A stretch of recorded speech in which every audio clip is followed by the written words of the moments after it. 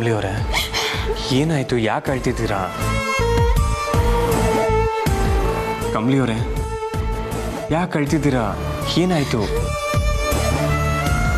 ನಿಮ್ಗೆ ಹೆಂಗೆ ಹೇಳ್ಬೇಕು ಅಂತಾನೆ ಗೊತ್ತಾಯ್ತಿಲ್ಲ ಸರ್.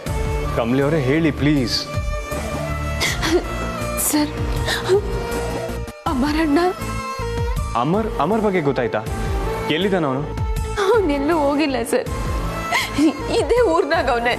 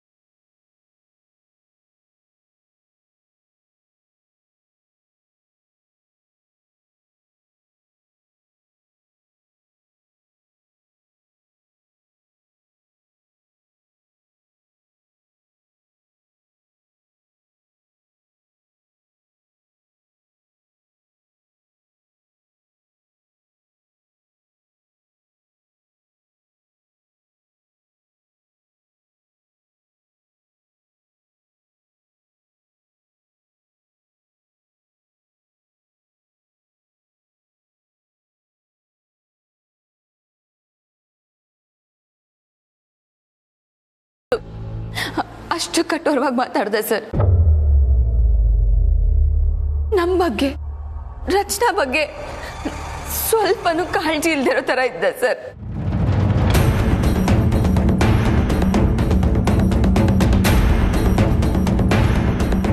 ಅವನು ಹೇಗೀಗೆಲ್ಲ ಮಾತಾಡ್ದ? ಎಲ್ಲಿದ್ದಾನ ಅವನು?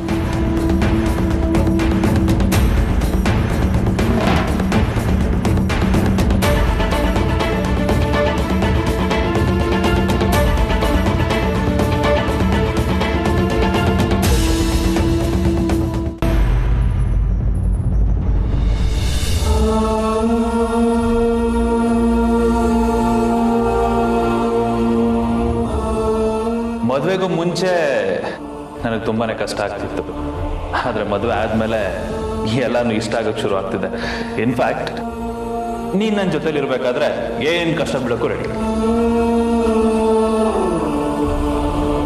ನಾನೊಬ್ಬ ಕಳ್ಳಾಗಿದ್ದವನು, ಕದ್ದು ತಿಂದು ಬದುಕ್ತಾ ಇದ್ದವನು. ಬಿಟ್ಟು ಸಿಕ್ಕಿ ತಿಂತಿದ್ದೆ, ಯಾಮಾರ್ಸ್ ತಿಂತಾ ಇದ್ದೆ, ಮೋಸ ಮಾಡಿ ತಿಂತಿದ್ದೆ. ಆದ್ರೆ ಮೈ ಬಗ್ಸಿ ದುಡ್ದು ತಿನ್ಬೇಕು ಅನ್ನೋದನ್ನ ಕಲ್ತಿದ್ದು ರಚನಾ ಇದ್ದ.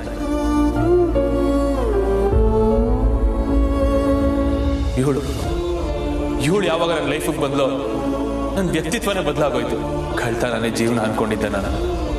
ಅಂಥವನು ಇವತ್ತು ದಿನಕ್ಕೆ 3-4 ಥರದ ಕೆಲಸ ಮಾಡಿ ನ್ಯಾಯವಾಗಿ ದುಡ್ದು ಬದುಕ್ತಾ ಇದ್ದೀನಿ ಅಂದ್ರೆ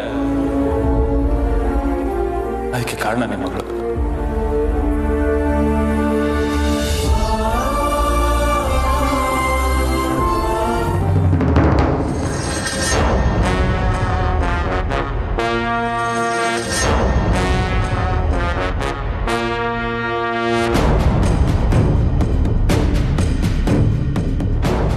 ನಿನ್ನ ನೋಡ್ತಿದ್ರೆ ತುಂಬ ಬೇಜಾರಾಗ್ತಿದೆ ರಚನಾ.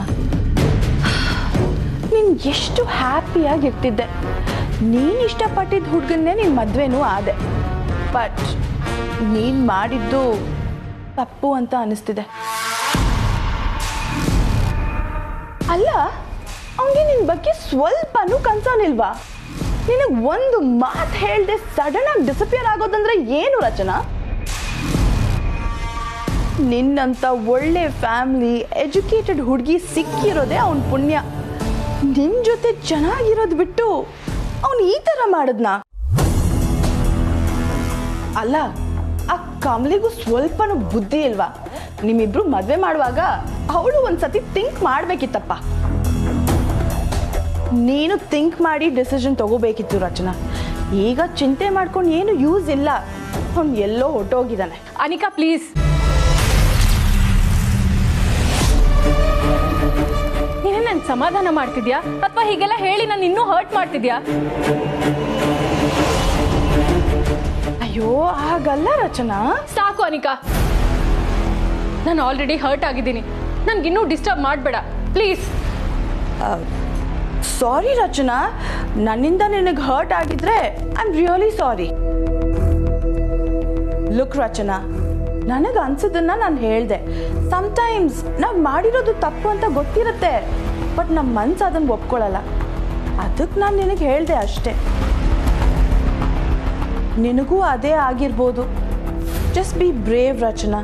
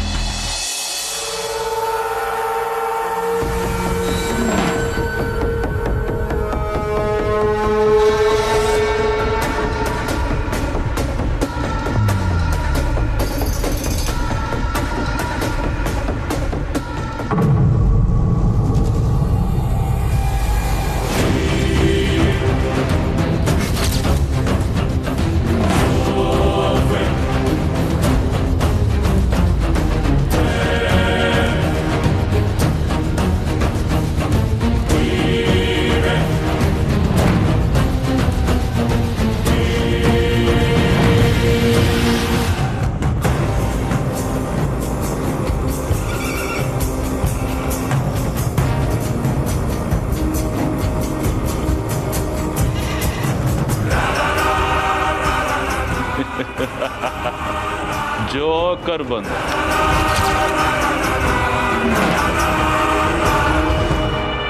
ಶೋ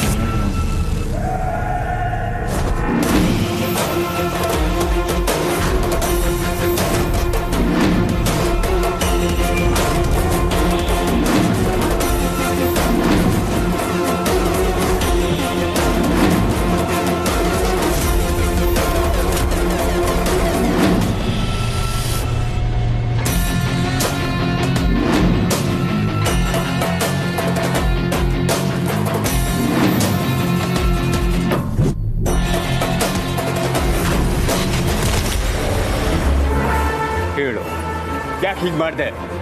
ಯಾಕೆ ಮೋಸ ಮಾಡಿದೆ ನನ್ನ ತಂಗಿಗೆ? ಯಾಕೆ ಹೀಗೆಲ್ಲ ಮಾಡಿದೆ? ಬಿಡ್ರಿ ರೀ, ಆಡ್ತಾ ಇರೋದು ಕಾಣಿಸ್ತಾ ಇಲ್ವಾ? ನಾನು ಏನು ಹೇಳಬೇಕಿತ್ತು ಅದನ್ನ ನಿಮ್ಮ ಹೆಂಡತಿ ಹತ್ರ ಹೇಳಿ ಕಳ್ಸಿದ್ದೀನಿ ತಾನೆ. ತಿರ್ಗೇನು ನಿಮ್ಮದು?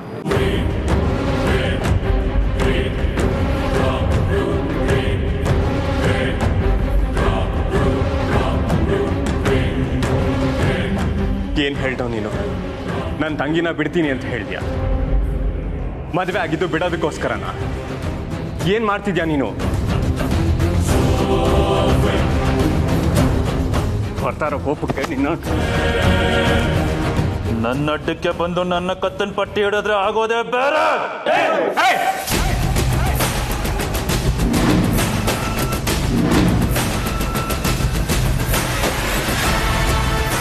ನಾನು ಬಂದಿರೋದು ಇವನ್ಗೋಸ್ಕರ.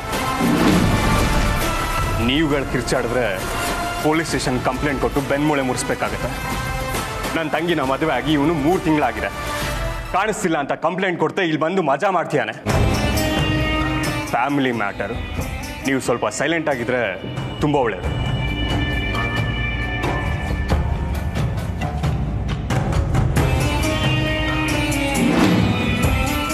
ಯಾಕೋ ನನ್ನ ತಂಗಿ ದ್ರೋಹ ಮಾಡ್ತಿದ್ಯಾ? ಅವಳು ನಿನ್ನ ಪ್ರೀತಿಸಿತ್ತಪ್ಪ. ಮನೆಯವ್ರೆಲ್ರೂ ಎದುರು ಹಾಕೊಂಡು ನಿನ್ನ ಜೊತೆ ಓಡ್ ಬಂದಿತ್ತಪ್ಪ, ಅಥವಾ ಅಮ್ಮನ ಮಾತಿಗೆ ವಿರುದ್ಧವಾಗಿ ನಡ್ಕೊಂಡು ನಿನ್ನ ಜೊತೆ ಮದುವೆ ಆಗಿತ್ತಪ್ಪ. ಯಾಕೋ ಅವಳಿಗೆ ದ್ರೋಹ ಮಾಡ್ತಿದ್ಯಾ? ಯಾಕೋ ಹೀಗೆ ಮಾಡ್ದೆ? ನನ್ನ ತಂಗಿಗೆ ಯಾಕೆ ದ್ರೋಹ ಮಾಡ್ದೆ? ಸಾಕು, ದ್ರೋಹ ಮಾಡಿದ್ದು ನಾನಲ್ಲ, ನೀನು.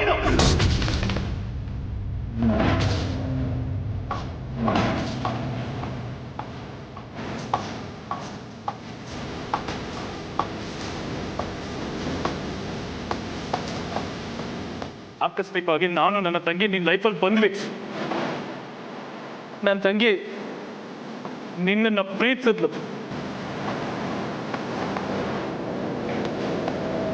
ಅವ್ರ ಪ್ರೀತಿ ನಿನಗೆ ಅರ್ಥ ಆಯ್ತಾ?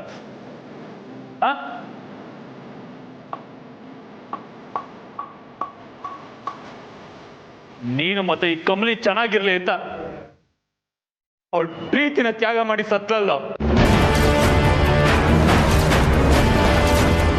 ನಿಮ್ಗಳಿಗೋಸ್ಕರ ಪ್ರೀತಿ ಜೊತೆ ಪ್ರಾಣನ ಬಿಟ್ಟು ಸತ್ತೋದ್ಲು. ಅದರಿಂದ ನಿಮ್ ಲೈಫಲ್ಲಿ ಏನು ವ್ಯತ್ಯಾಸ ಆಯ್ತು? ನನ್ನ ತಂಗಿ ನಿನಗೇನೋ ಮೋಸ ಮಾಡಿದ್ಲು. ನಿನ್ನ ಪ್ರೀತಿ ತಪ್ಪ, ನಿನ್ನ ಮದುವೆ ಆಗ್ಬೇಕು ಅನ್ಕೊಂಡಿದ್ದಪ್ಪ.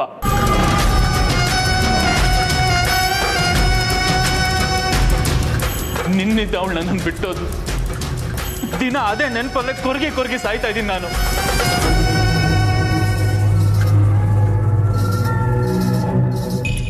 ನಿನಗಳು ನೆನಪಾದ್ರೂ ಇದೆಯೇನೋ? ನೀನ್ ಹೇಳಮ್ಮ ಕಮಲಿ, ರಕ್ತ ಹಂಚ್ಕೊಂಡು ಹುಟ್ಟಿರೋಳು ತಾನೇ ನೀನು. ನಿನಗೋಸ್ಕರ ಪ್ರಾಣ ಬಿಟ್ಲು ನನ್ನ ತಂಗಿ. ಕಿಂಚಿತ್ ಆದ ಕೃತಜ್ಞತೆ ಇದೆಯಾ ಅದ್ರ ಬಗ್ಗೆ ನಿನಗೆ? ಎಲ್ಲಾನು ಮರೆತು ಗಂಡನ ಜೊತೆ ಆರಾಮಾಗಿದ್ಯಲ್ಲ? ಇಲ್ಲ ಮರಣ, ನಾನು ಅಂಬಿ ನಿನ್ನೂ ಮರ್ತಿಲ್ಲ. ಅವಳ ಸಾವಿಗೆ ನ್ಯಾಯ ಕೊಡಿಸ್ಬೇಕು ಅಂತ. ಸಾಕು. ಅನ್ಯಾಯ ಮಾಡಿದವ್ರೆ ನ್ಯಾಯದ ಬಗ್ಗೆ ಮಾತಾಡ್ತಾ ಇದ್ರೆ ಡ್ರಾಮಾ ಡೈಲಾಗ್ ಕೇಳ್ದಂಗೆ ಅನ್ನಿಸ್ತಾ ಇದೆ ನನಗೆ. ಏ ಅಮರ್, ಬಾಯ್ ಬಂದಾಗೆಲ್ಲ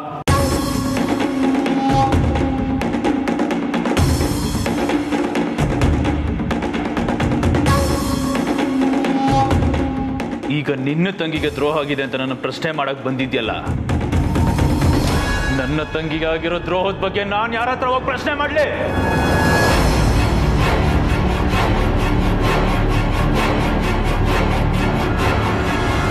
ನಾನು ನನ್ನ ತಂಗಿ ಅಂಬಿ ಒಂದೇ ತಾಯಿ ಹೊಟ್ಟೆಲಿ ಹುಟ್ಟದೇ ಇರ್ಬೋದು.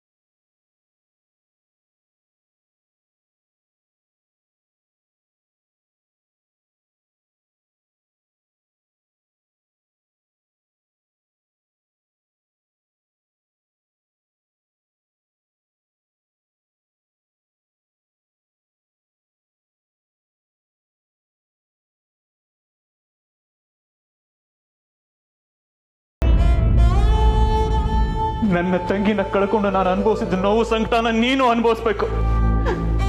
ನನ್ನ ತಂಗಿ ಕಣ್ಣೀರ್ ಹಾಕಿದ್ದನ್ನ ನಾನು ಹೇಗೆ ನೋಡಿದ್ನೋ, ನಿನ್ನ ತಂಗಿ ಕಣ್ಣೀರ್ ಹಾಕ್ತಾ ನರ್ಕ ಅನುಭವಿಸೋದನ್ನ ನೀನು ನೋಡ್ಬೇಕು.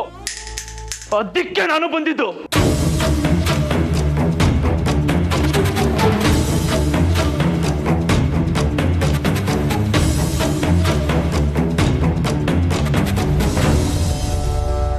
ನಿನ್ನ ತಂಗಿನ ಪ್ರೀತಿಸೋ ನಾಟಕ ಆಡಿದ್ದು.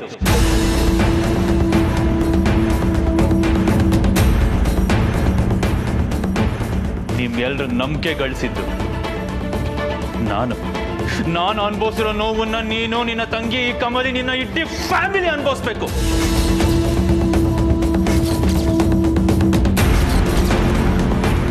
ಅಷ್ಟೇ ಅಷ್ಟೇ. ಅದೇ ನನ್ನ ಗುರಿ,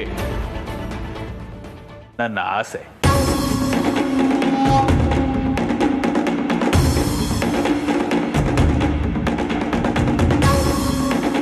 ಸಾಕು ಅಮರಣ್ಣ, ಮನುಷ್ಯತ್ವನೇ ಕಳ್ಕೊಂಡಿರೋ ತರ ಮಾತಾಡ್ಬೇಡ. ಮನುಷ್ಯತ್ವದ ಪ್ರಶ್ನೆನ ನೀವಿಬ್ರು ನಿಮ್ಗೆ ಕೇಳ್ಕೊಳ್ಳಿ. ನನ್ನ ತಂಗಿ ಅಂಬಿ ಸತ್ತಾಗ ಎಲ್ಲೋಗಿತ್ತಮ್ಮ ಈ ಮನುಷ್ಯತ್ವ? ಪ್ರೀತಿ ಕೊಟ್ಟವ್ರಿಗೆ ಯಾರಾದ್ರೂ ಸಾವು ಕೊಡ್ತಾರ?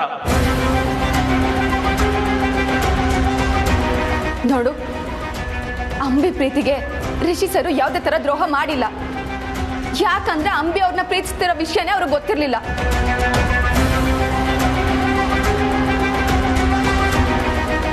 ಇನ್ನು ನಾನು ರಿಷಿ ಸರ್ ಅವಳ ಸಾವಿಗೆ ನ್ಯಾಯ ಹುಡ್ಕೋದಕ್ಕೆ ಏನೆಲ್ಲ ಮಾಡ್ತಿದೀವಿ ಅಂತ ನಿನಗೆ ಗೊತ್ತಾಯ್ತಾ? ಇದು ಯಾವ ವಿಷಯನೂ ಗೊತ್ತಿಲ್ಲದೆ ಸಂಬಂಧನೇ ಇಲ್ದಿರೋ ರಚನೆಗೆ ನೋವು ಕೊಡೋದು ಯಾವ ಸೀಮೆ ನ್ಯಾಯ? ಪ್ರೀತಿ ಹೆಸರಾಗೆ ಯಾರಾದ್ರೂ ದ್ವೇಷ ತೀರಿಸ್ಕೊತಾರ? ಇದು ಸರಿ ಅಲ್ಲ ಅಣ್ಣ. ಸುಮ್ಕೆ ಇದನ್ನೆಲ್ಲ ಮರ್ತು ಈಗ ನಮ್ ಜೊತೆಗೆ ಬಾ. ಇನ್ನು ನಾನು ರಚನಾ ಜೊತೆ ಬದುಕು ನಡ್ಸಕ್ಕಾಗಲ್ಲ.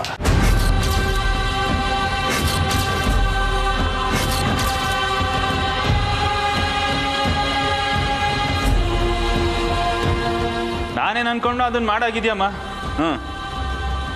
ಆದ್ರೆ ಇನ್ನೊಂದು ಕೆಲಸ ಬಾಕಿ ಇದೆ.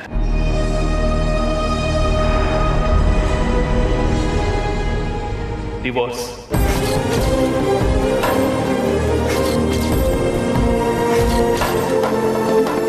ಅದು ಆಗುತ್ತೆ. ಆಮೇಲೆ ಏನಿದ್ರು ಅವಳು ನನ್ನ ನೆನಪಲ್ಲೇ ಕೊರ್ಗಿ ಕೊರ್ಗಿ ಸಾಯ್ಬೇಕಷ್ಟೆ.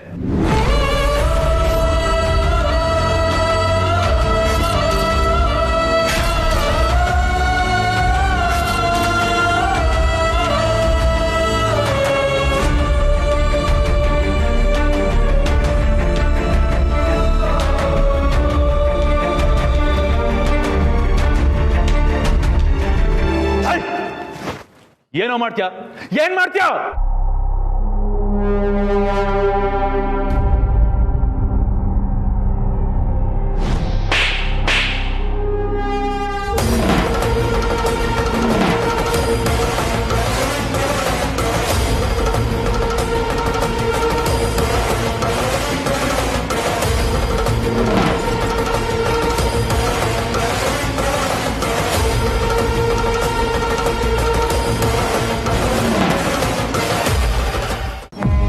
ಏಟ್ ಧೈರ್ಯ ಇದೆ ನನ್ ಗಂಡನ್ ಮ್ಯಾಕೆ ಕೈ ಮಾಡಕ್ ಬತ್ಯಾ?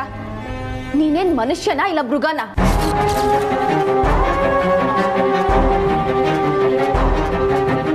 ಈ ದಿವಸ ನಿನ್ನ ಸ್ಯಾನೆ ಒಳ್ಳೆಯವನು ಅಂತ ಅನ್ಕೊಂಡಿದ್ದೆ.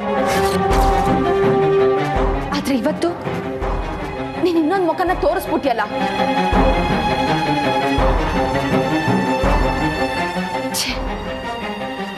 ಈ ದಿವಸ ನಿನ್ನ ಅಣ್ಣ ಅಂತ ಕರ್ತಿದ್ದಕ್ಕೆ ನನಗೆ ಅಸಹ್ಯ ಆಯ್ತೈತೆ. ಬನ್ನಿ ರಿಷಿ ಸರ್, ಜೀವಂತವ ಏನ್ ಮಾತು.